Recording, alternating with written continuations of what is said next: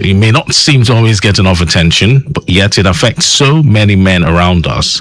That's mental health. You see, in our society today, men are often told to man up, be strong, keep things bottled in.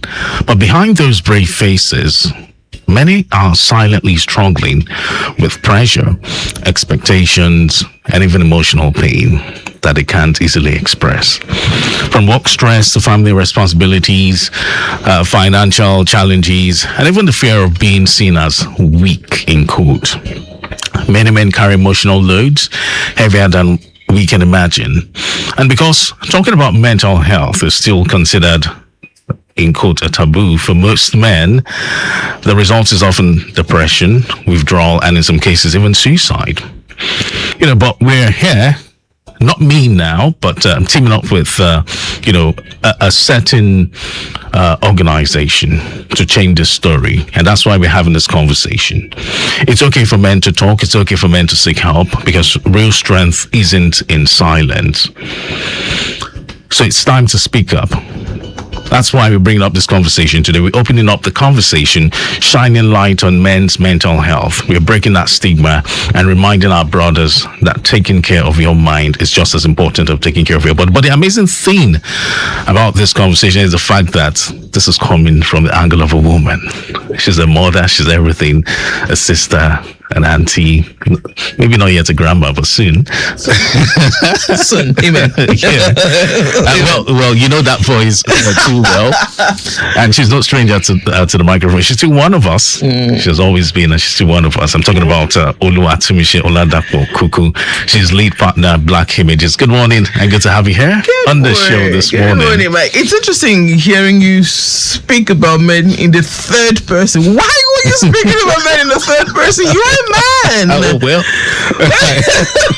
Why are you speaking about men in the third person? But it's so good to be here. Yeah, good to be here. Good to have you again. Okay, so I want to start from the basics now. Like I mentioned, it's amazing this is coming from a woman. We have feminists everywhere. Dele Agadumo is one strong feminist I know of. Yeah, she rather talk about women and women and women all the way. But hey, there's a woman here who is not just a woman, but a man, woman, everything all together. All right, so let's start from the basics now. When we say mental health in men, what does it really mean in simple terms? Okay, first let's define the simplest definition to mental health. Yeah. Because when people hear mental health, the first thing that comes to their mind is mental ill health. They are two different things, two different phenomena. Or mental health, when you say you want to protect your mental health, it means such as something that you are aware of and you want to protect, you don't want to lose. Yeah? Okay. So when that then means that the thoughts in your head, the emotions that come up for you when you're thinking, and your behavioral patterns, are they in alignment? And then the moment you begin to see, these things I'm doing are not in alignment with my values, with the way I think, the way I believe I should be, then there's a question. So what do you do to then protect that so that you don't lose the essence and core of you? That's basically what mental health is. Mental health is your psychosocial relationship, economic welfare, well-being. Are they in tandem? Are you living up to what you believe that you're supposed to be living up with? And why are you not living up to that? And this cuts across both gender, but I don't want to say unfortunately, but because that's how evolution has made it, men carry the bigger chunk of that. What's the word I'm looking for now? Illness? No, that bigger chunk of wanting to align their emotions, their thoughts to the way that they behave, that to protect, that to provide, there to lead, and all of that. And because society and it's not just Nigeria, the world over has conditioned men to just being providers, protectors, and all that. and not feelers, it makes it very difficult for men to be able to do that alignment, right? And I don't blame feminists for that, but I'm not. Before somebody will say, "Yeah, woman, how you not the feminist?" For those who've known me, I'm a reformed tomboy. I will not forever be. But the thing is, understanding this dynamic. Because I sincerely believe, and anybody could call me to correct me, and let's have a conversation about that. I sincerely believe that a whole man, a man who is whole, who is in tune with his emotion, who is in tune with the way he thinks, who's in tune and has tools of how to self-regulate, right? And a whole healed man will lead, and this is also scientifically backed, a whole man will lead to a whole family. The woman won't have to fight too much, and the children. And science says that children will grow up to be socially functional, grew up in homes where the men treated the women right. So why are we not giving attention to the people, the people, whether that's how evolution is made there. I could say that's how God, and I'm trying to be our religious or irreligious and not bringing God into it, but it's how, and that's why I'm going Darwinism. It's how evolution has made it as a man and all that. Exactly. So we can't take that. We can't take that social construct or that social is when it comes to my head. So responsibility. Thank you. We can take that social responsibility from men. They would always be protectors. Definitely. They would always be providers. They would always want to be leaders. But the question is, are they doing it from a healed place? Okay. And are we helping them to be whole so that they can help women be whole and children? And no, there's no women to be whole. I know a feminist is saying no male validation. No, please, leave that out of this. I just believe that I have a son, I have a husband, I had a father, I have all brothers, and I grew up in the midst of men. Right. And there's some certain things that I know that if we just focused on, would have a better society. Okay, so there's still this popular saying, in quotes, men don't cry. Now, how has that belief shaped the way men in Nigeria, let's look at narratives down to Nigeria, or around the world, deal with mental or even emotional challenges? I honestly do not. Every human being should cry, because scientifically, you crying is very, very therapeutic. It's very therapeutic, and we start. And it's not as if men don't cry, but men have been conditioned not to. That's it. They've not been given permission to feel. And it starts from the day a boy child hits his leg on the chair or falls down from the chair. But a girl child falls down and you quickly hold on to the child. So you have inadvertently told that 2-year-old boy that his pain doesn't matter. You have inadvertently told that 3-year-old boy that his emotions doesn't matter, and it continues constantly. Of course, he begins to see himself as not capable, and he's not given tools. Now, on my podcast last year, when we were preparing for live last year, I had 2 friends come over, and we're talking. And these were friends that we grew up together. Like we went to Berkeley together, real cool friends, and we have conversations. And then Shagalabade, sorry, I'm dropping names, Shagalabade said to me, "See, I'm not trying. I know your stance about gender debates and all that, but here's the question." And if anybody on who's listening, and even you can answer that, I would really. He said the question is: a girl child is raised to be a woman. A girl child is raised to be a wife. A girl child is raised to be a mother. What is a boy child raised to be?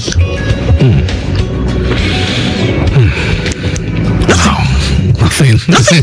You're just raised to grow. A boy child is just raised to grow. A boy child is not giving tools emotionally to be. A boy child is not giving tools emotionally. So when we hear this crazy things, pardon the French, the things going on and how the terms they use this femicide, this genocide, is all the time. Who taught the child how to be? Who taught the child of the child, the father of the child to be? All the saw, or a man, and there are people who saw different. So I'm not trying to be stereotypical or general. There are men who saw different, and there are the men who saw what I'm trying to paint and chose that. No, I felt too much pain when this was happening to me in my family's home. I'm going to change it. Right. I'm going, So that is what we're trying to do.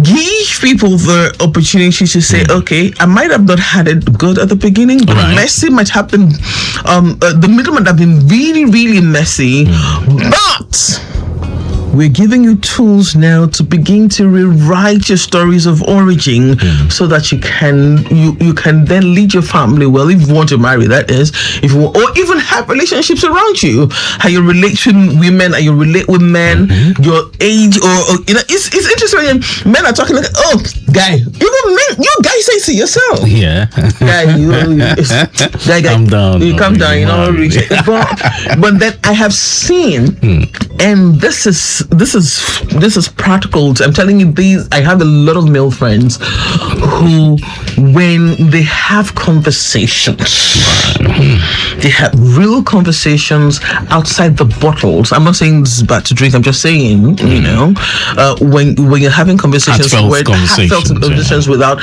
being inebriated or coded anything, and they're having heartfelt conversations that they're listening to as much as they're listening to others, it impacts on their productivity. So why are we not speaking to it? Why are we feeding the ills of patriarchy when there are goods of patriarchy? Because the truth is, whether we like it or not, patriarchy was initially instituted to protect the woman. Yes, but in your experience, Tunmise, why do so many men still find it hard to open up about what they're going through mentally? To whom? To themselves, to their partners, or to their friends? Generally. I just said that you were not given permission to feel. So we don't have the right. You think because society has conditioned the average man not to cry, not to think, not to think that they didn't have the right to feel. That all they are is to be functional. And the other day on Facebook, a Facebook friend, never met her, but she posted something that things are changed. That these days you can't say again that to the children, I wait for your father till your father comes. Now his fathers are saying, I will tell your mom. I said yes. Let the father. Now you are feeling what the fathers feel. Right. When you were using the fathers to threaten the children, how did you think the father was feeling? This is their father, but you made them the lion of the tribe of their homes. So now children are understanding, fathers are understanding that they need to be there so that we can have more songs like Papa, thank you for So yes, men want to be in their children's life as well. So, and then she's like, you're feeling it now. You're feeling the pain of, I'll wait for it. And then you are the lioness who just stays back and just looks at what is going on when the father is then melting out punishment, and then you become good cop, bad cop. But I hope that this conversation we're having, that we started last year, will begin to help bring all of us to the same table. We are not on opposing sides. We are on polar opposites, in the sense that our ideas might be different, but we can bring it together to raise our children and have better society. Lagos Traffic Radio 96.1 FM, your side mirror is the program. Today we're tackling mental health in men, the Black Hemages intervention. That's Black Hemages, and my guest is Tunmise Oladapo Kuku. She's lead partner, Black Hemages. Quick one, out there. We're still monitoring the situation. We understand the broken down high capacity bus at mile 12 is off the road now. We recorded an impediment, high capacity bus that broke down at mile 12 on the main carriageway, right in front of La Sambos inward Kushofe. But it's off the road now, and I understand traffic is moving fairly well along that stretch. All right, then, but we still have one to look out for. Yes, that along the Alausa axis, just by the along the express in Moblaji Johnson Avenue before 7-Up Gate. It's a truck with a mechanical fault. It broke down, occupying 50% of the road just after the turning by the express inward 7-Up Gate along Moblaji Johnson Avenue. We've got our eyes on that one. Things are still flowing fairly well on that's along the Lekki Peninsula axis. No cause for alarm. Traffic minders out there doing the needful. So I've got this reaction. Well, you can send in your messages via WhatsApp if you're not the one on the wheels. 0809-912-0777, or you could put a call through. You want to talk to my guest live, connect with my guest on 0915-387-7127. You want to add your voice to the conversation, feel free to do so. 0809-912-0777. Well, we're having reactions already, but okay, let's quickly take this one from Mrs. Adedo. And it reads, good morning, Daily. Okay, it's not Daily, actually. Okay, good morning, Daily, Mike, and all in there. So, Michelle, nice to hear your voice. Hope you're keeping well. I'm keeping well. Thank you. All right. So back to the conversation now. Let's get into the nitty-gritty of things now. Yes, please. So from what you've seen, let's talk about some of the early signs that a man may be struggling silently. What are things we need to look out for? He's drinking more. Is not liking. He's not eating better. He's eating too much or eating too little. So would you say every man that drinks? No. No. There are people who are addicted. There are people. There's the realm of addiction is another realm, and is one of the things that we're talking about at the conferences here. Okay. The realm of addiction is another realm, and it's because, and I'm going to put it as plainly as I can, or as layly as I can, when people get to the point of addiction is anger turned inwards, because you cannot express the pain that you're feeling. You turn it inwards, and then it begins to build up, and you then see that it's not even just for those who are addicted, but for those who drink occasionally, or you feel under stress and then say, oh, let me get a bottle of wine, or let me get a shot of tequila or whatever, and then there's this rush of dopamine that helps you to forget in the moment. At the moment what's going on. And because when there is no process, a system is place to pattern interrupts that. Okay. In the sense that there's no friend or there's, and then the person just keeps going back to get that dopamine rush that will help them forget for a bit. And then before you know what's happened, they become dependent on it. And you can be dependent on anything. Addiction goes when people hear addiction, they hear narcotics. Some even go as far as smoking. They say, oh, whenever I'm vexed, I just take some cigarettes and does that work? Is it proper? No. But every one of us have our coping mechanism, and when people hear addiction, like Lubem, one of our panelists will say to you, who is 12 years sober now, he will tell you that addiction is not necessarily bad. Hold on before somebody comes up with me, because you could be addicted to your phone, you could be addicted to watching TV, you could be addicted to anything that helps you to cope with something you don't want to sit with. So the question is, the addiction, is it the way? Okay, so you're addicted to smoking cannabis, for example. Is it wrong because society says it's wrong, or is it a coping mechanism? I am not excusing, I'm just helping us to understand what's going on. You know, the brain wants, there's nothing, the body keeps scores. There's nothing you go through, whether you're a man, you're a woman, your body keeps scores and waits for you. Your brain waits for you. I'm sure doctors who are listening understand. I'm not a doctor, but a little bit have studied. The body waits for you until when you are ready to face the whatever it is that happened, big trauma, small trauma, and when you have come, then it will bring it back to you. For because the way God, the universe, has created us is for us to deal with things, and if we don't deal with it, it begins to cause ailments. And sometimes headaches are not just headaches. Yeah, that's true. Sometimes backaches are not just backaches. Absolutely. It's just because your body is calling attention to something in your mind that it wants you to pay attention to. So you can go to the hospital constantly and they'll say, you run test, nothing is wrong with you. It is because your body they say stress. Your body is just telling you, come, let us, this event that happened that caused such distress, let's talk about it. So isn't it better to let it out then? It is better, but because we've not been given the tools.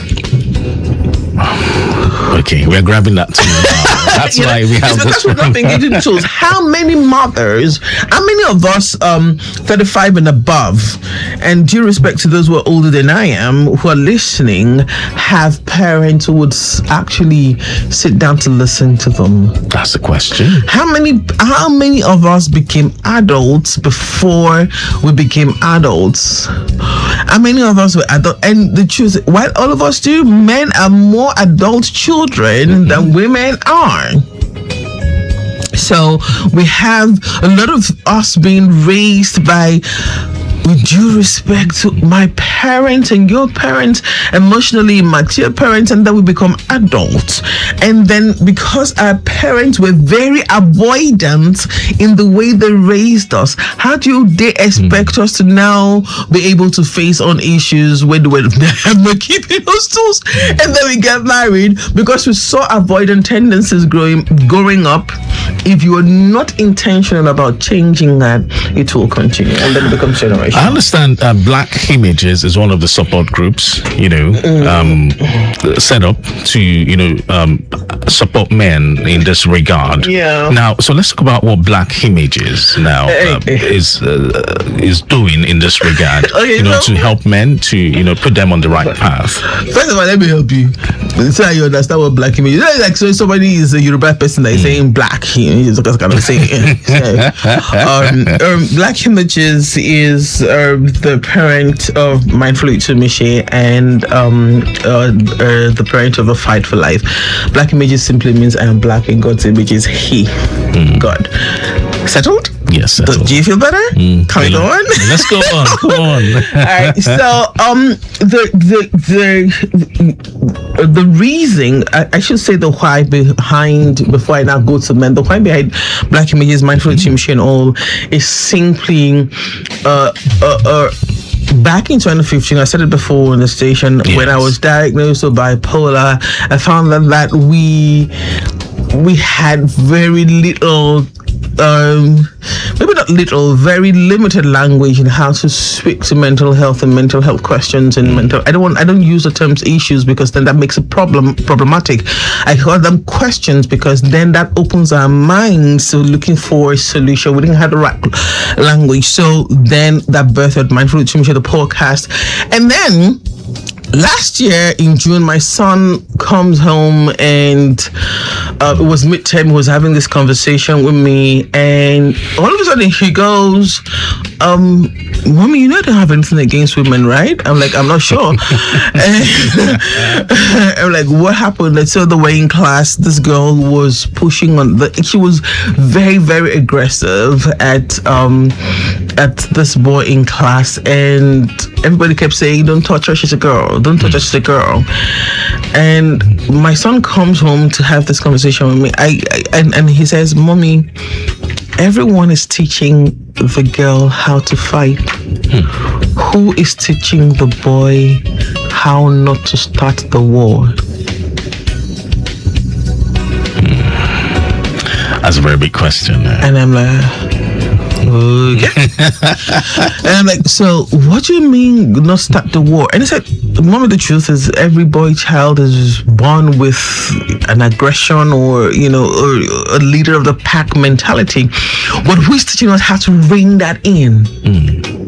You're all are teaching girls how to fight back, but no one is teaching a boy how to rein in his hormones, how to rein in his natural innate personality. Right. No one is, and I was like, "Oh, okay, I'm sorry, boy." I'm like, "Okay, I'm not I'm not talking about. I'm just saying we have a conversation because we talk kind of home." So, and that's when I found out that while we might not be able to change everything, we can begin to give tools. And then after we had that conversation, my son and I'm like, okay, what exactly? And then the conversation I had with my friends on the podcast, what exactly can we do to help men begin to reparent themselves? And I found that men don't play. Do we even have the time? So you see, you do. Men don't play. Men don't even have the tools to connect with the heavy emotions. And I say this with due respect and a sense of responsibility to all women listening. Some women also partners, when their men are vulnerable to them, they use it as a tool. That's it. A weapon to so you want a vulnerable man. He's vulnerable, and then hey, why you going? That's what I'm looking for, you know. Or he tells you something that makes him feel that it's totally vulnerable, and then some fight comes up, and then you weaponize it. What do you think is going to happen? It's going to shut down. Definitely. So, and I also think that this is a conversation for another day, but let me just put it here. It's a whole conversation. I also think that we put too much pressure on marital relationship as against platonic relationships. So we put all the expectation of our emotions on our partners, male, female, when you can, your partner can carry your emotion. Let's, you know. But you know, so we created. So I thought of an intimate, really intimate conference, really intimate, and it went better than I thought in my head. So the idea initially was just to get men to complain, you know, give tools, guided meditation, teach or how to journal, yes, all of which we did, and then I got a psychiatrist, or we got a psychiatrist to come speak. But the highlight was the end of the conversation of the conference last year, when all female volunteers were asked to leave the hall, and for 1 hour men had and I asked the team not to record that hour, so that even if they recorded it, I didn't want to hear, let it be muted, so that there is a psychological safe space to be. Right. So the psychiatrist, God bless you, Dr. Benga Koka, he stayed to the end. So there was some sort of group therapy session, the guided meditation. They played, men were on the floor playing. There was a man cave with PS5, Jenga, and all of that. Lots of food and lots of drink. The idea was not just to say this is how to be a man. No, the idea is to give tools and hopefully help men to give themselves permission to feel. And I honestly didn't want to do it again this year, but okay. So last year was a maiden edition. Yes, right? It was. So we're having another edition coming up this November. Yes. Oh, tell us about what's the theme of this year's conference? Navigating depression in men. Oh, depression this time. Yes, last year was understanding the why of suicide. This year we're talking navigating depression in men, and that's in line with the Movember movement. I can't go into that, but you can just Google it. MOVEM November, but Movember, which in Europe, especially in the UK, from the 1st, men start to grow mustaches until the 30th. That's the beard. Begin to grow mustaches until the end of, just to raise awareness to prostate health and suicide prevention, because and this is in the UK, for every 5 suicides, 4 are men. Wow.